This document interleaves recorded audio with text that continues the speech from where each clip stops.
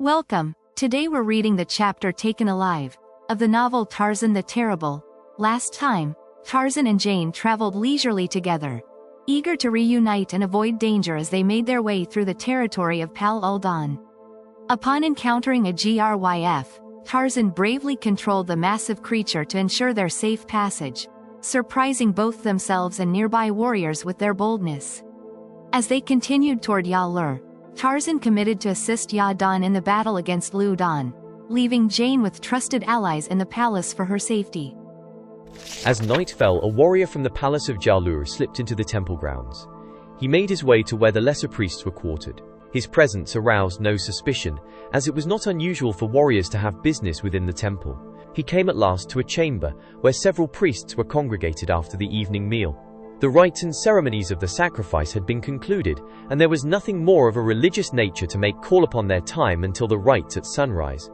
Now the warrior knew, as in fact nearly all Paluldon knew, that there was no strong bond between the temple and the palace at Jalur, and that Jadon only suffered the presence of the priests, and permitted their cruel and abhorrent acts, because of the fact that these things had been the custom of the Hodon of Paluldon for countless ages, and rash indeed must have been the man who would have attempted to interfere with the priests or their ceremonies. That Jadon never entered the temple was well known, and that his high priest never entered the palace. But the people came to the temple with their votive offerings, and the sacrifices were made night and morning as in every other temple in Paluldon. The warriors knew these things, knew them better perhaps than a simple warrior should have known them. And so it was here in the temple that he looked for the aid that he sought, in the carrying out of whatever design he had. As he entered the apartment where the priests were, he greeted them after the manner which was customary in Paluldon, but at the same time he made a sign with his finger that might have attracted little attention, or scarcely been noticed at all by one who knew not its meaning. That there were those within the room who noticed it and interpreted it was quickly apparent, through the fact that two of the priests rose and came close to him as he stood just within the doorway, and each of them as he came, returned the signal that the warrior had made. The three talked for but a moment, and then the warrior turned and left the apartment. A little later, one of the priests who had talked with him left also, and shortly after that the other. In the corridor they found the warrior waiting, and led him to a little chamber which opened upon a smaller corridor just beyond where it joined the larger. Here the three remained in whispered conversation for some little time, and then the warrior returned to the palace and the two priests to their quarters. The apartments of the women of the palace at Jalur are all upon the same side of a long, straight corridor. Each has a single door leading into the corridor, and at the opposite end several windows overlooking a garden. It was in one of these rooms that Jane slept alone. At each end of the corridor was a sentinel, the main body of the guard being stationed in a room near the outer entrance to the women's quarters. The palace slept, for they kept early hours there, where Jadon ruled. The Palidon, so of the great chieftain of the north, knew no such wild orgies as had resounded through the palace of the king at Alur. Jalur was a quiet city by comparison with the capital, yet there was always a guard kept at every entrance to the chambers of Jalur and his immediate family, as well as at the gate leading into the temple and that which opened upon the city.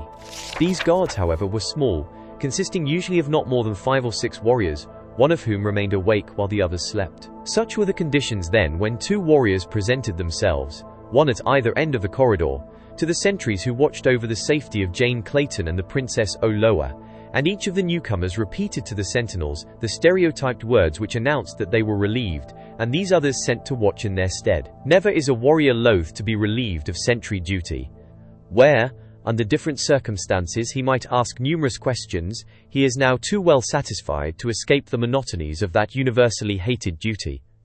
And so these 2 men accepted their relief without question, and hastened away to their pallets. And then a 3rd warrior entered the corridor, and all of the newcomers came together before the door of the 8-man's slumbering mate. And one was the strange warrior who had met Jadon and Tarzan outside the city of Jalur, as they had approached it the previous day. And he was the same warrior who had entered the temple a short hour before, but the faces of his fellows were unfamiliar, even to one another, since it is seldom that a priest removes his hideous headdress in the presence even of his associates. Silently they lifted the hangings that hid the interior of the room from the view of those who passed through the corridor, and stealthily slunk within. Upon a pile of furs in a far corner lay the sleeping form of Lady Greystoke. The bare feet of the intruders gave forth no sound as they crossed the stone floor toward her.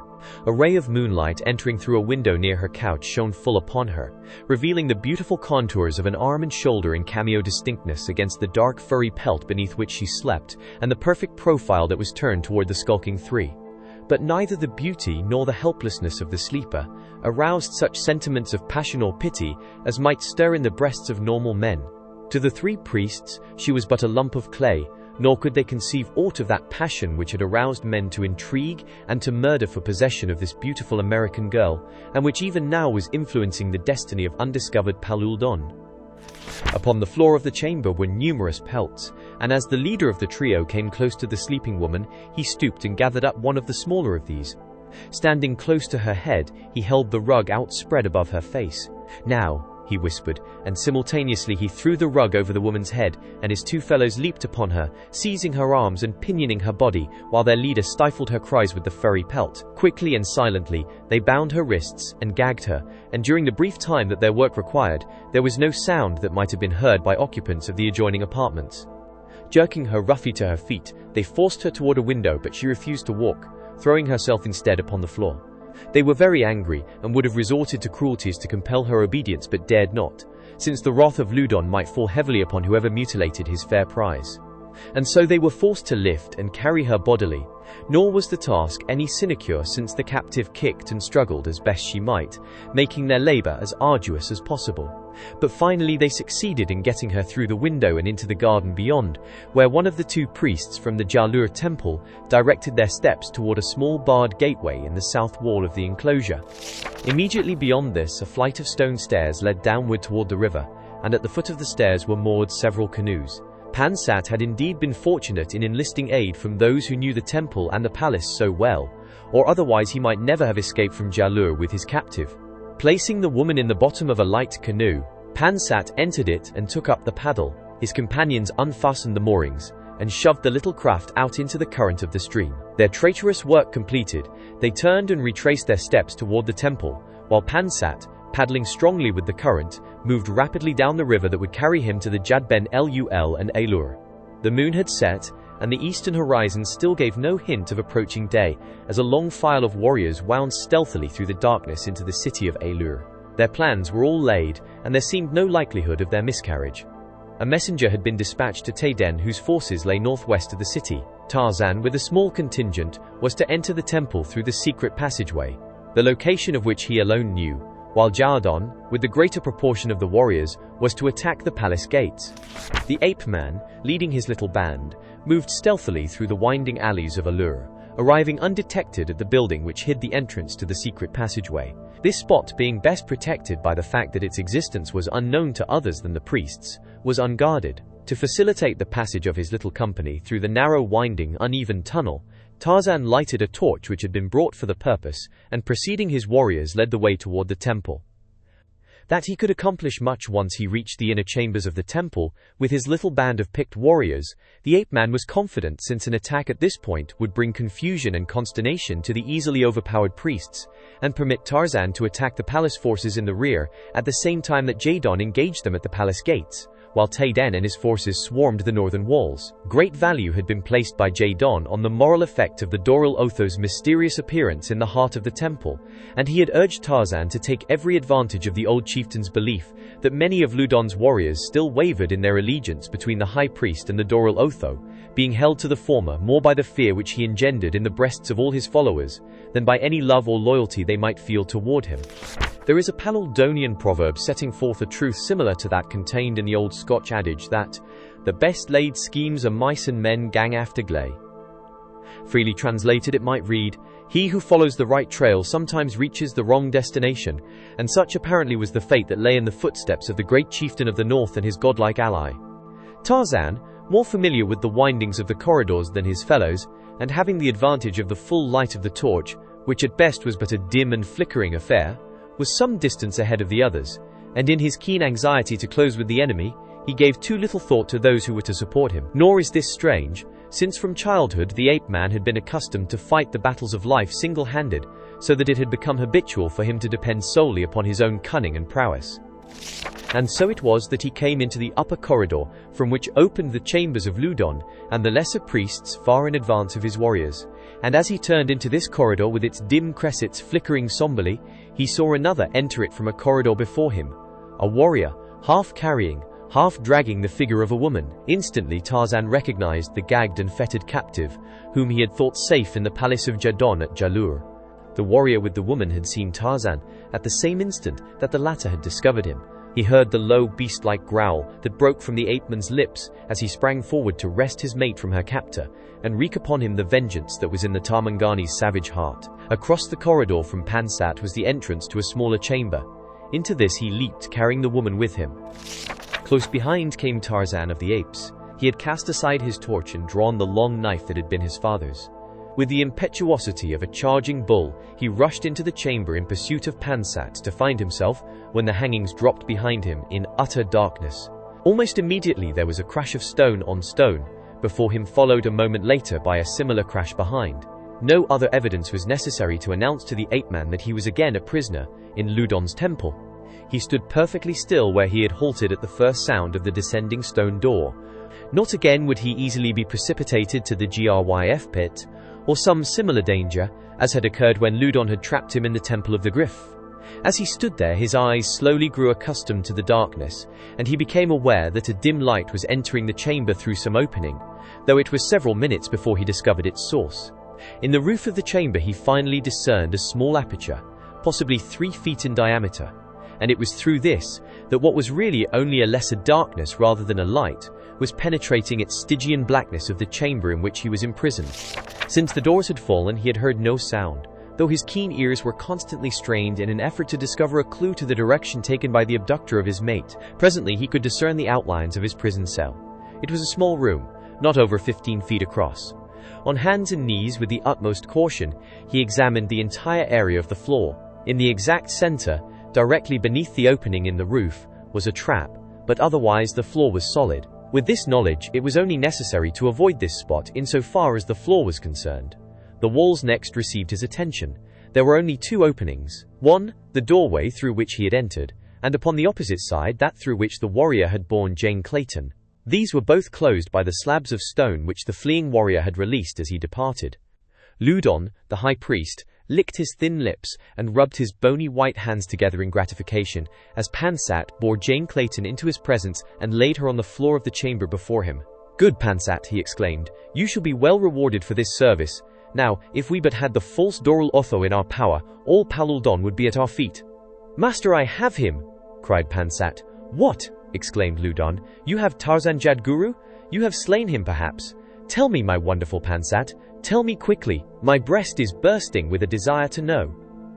"I have taken him alive, Ludon, my master," replied Pansat. "He is in the little chamber that the ancients built to trap those who were too powerful to take alive in personal encounter." "You have done well, Pansat." A frightened priest burst into the apartment. "Quick, master, quick," he cried. "The corridors are filled with the warriors of Jadon." "You are mad," cried the high priest. "My warriors hold the palace and the temple." "I speak the truth, master," replied the priest. "There are warriors in the corridor approaching this very chamber, and they come from the direction of the secret passage which leads hither from the city." "It may be even as he says," exclaimed Pansat. "It was from that direction that Tarzan Jadguru was coming when I discovered and trapped him. He was leading his warriors to the very Holy of Holies." Ludon ran quickly to the doorway and looked out into the corridor. At a glance he saw that the fears of the frightened priest were well founded. A dozen warriors were moving along the corridor toward him, but they seemed confused and far from sure of themselves. The high priest guessed that, deprived of the leadership of Tarzan, they were little better than lost in the unknown mazes of the subterranean precincts of the temple. Stepping back into the apartment, he seized a leathern thong that depended from the ceiling. He pulled upon it sharply, and through the temple boomed the deep tones of a metal gong. 5 times the clanging notes rang through the corridors. Then he turned toward the 2 priests. "Bring the woman and follow me," he directed. Crossing the chamber, he passed through a small doorway, the others lifting Jane Clayton from the floor and following him. Through a narrow corridor and up a flight of steps they went, turning to right and left, and doubling back through a maze of winding passageways which terminated in a spiral staircase that gave forth at the surface of the ground, within the largest of the inner altar courts close beside the eastern altar. From all directions now, in the corridors below and the grounds above, came the sound of hurrying footsteps. The 5 strokes of the great gong had summoned the faithful to the defense of Ludon in his private chambers. The priests who knew the way led the less familiar warriors to the spot, and presently those who had accompanied Tarzan found themselves not only leaderless but facing a vastly superior force. They were brave men, but under the circumstances they were helpless, and so they fell back the way they had come. And when they reached the narrow confines of the smaller passageway, their safety was assured, since only one foeman could attack them at a time. But their plans were frustrated, and possibly also their entire cause lost, so heavily had Jadon banked upon the success of their venture. With the clanging of the temple gong, Jadon assumed that Tarzan and his party had struck their initial blow, and so he launched his attack upon the palace gate. To the ears of Ludon in the inner temple court came the savage war cries that announced the beginning of the battle. Leaving Pansat and the other priests to guard the woman, he hastened toward the palace personally to direct his force, and as he passed through the temple grounds he dispatched a messenger to learn the outcome of the fight in the corridors below, and other messengers to spread the news among his followers that the false Doral Otho was a prisoner in the temple. As the din of battle rose above Allure, Lieutenant Eric Obergatz turned upon his bed of soft hides and sat up. He rubbed his eyes and looked about him. It was still dark without. "I am Jad Ben Otho," he cried. "Who dares disturb my slumber?" A slave squatting upon the floor at the foot of his couch shuddered and touched her forehead to the floor. "It must be that the enemy have come, O Jad Ben Otho."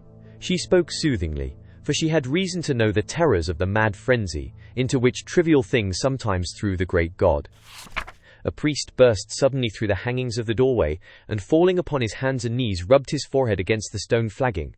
"O Jad Ben Otho," he cried, "the warriors of Jadon have attacked the palace and the temple. Even now they are fighting in the corridors near the quarters of Ludon, and the high priest begs that you come to the palace and encourage your faithful warriors by your presence." Obergatz sprang to his feet. "I am Jad Ben Otho," he screamed. "With lightning I will blast the blasphemers who dare attack the holy city of Allure." For a moment he rushed aimlessly and madly about the room, while the priest and the slave remained upon hands and knees with their foreheads against the floor. "Come!" cried Obergatz, planting a vicious kick in the side of the slave girl. "Come! Would you wait here all day while the forces of darkness overwhelm the city of light?" Thoroughly frightened, as were all those who were forced to serve the great god, the two arose and followed Obergatz towards the palace. Above the shouting of the warriors rose constantly the cries of the temple priests. "Jad Ben Otho is here, and the false Doral Otho is a prisoner in the temple." The persistent cries reached even to the ears of the enemy, as it was intended that they should. Did you enjoy today's chapter of Tarzan the Terrible? Why not subscribe and ring the bell?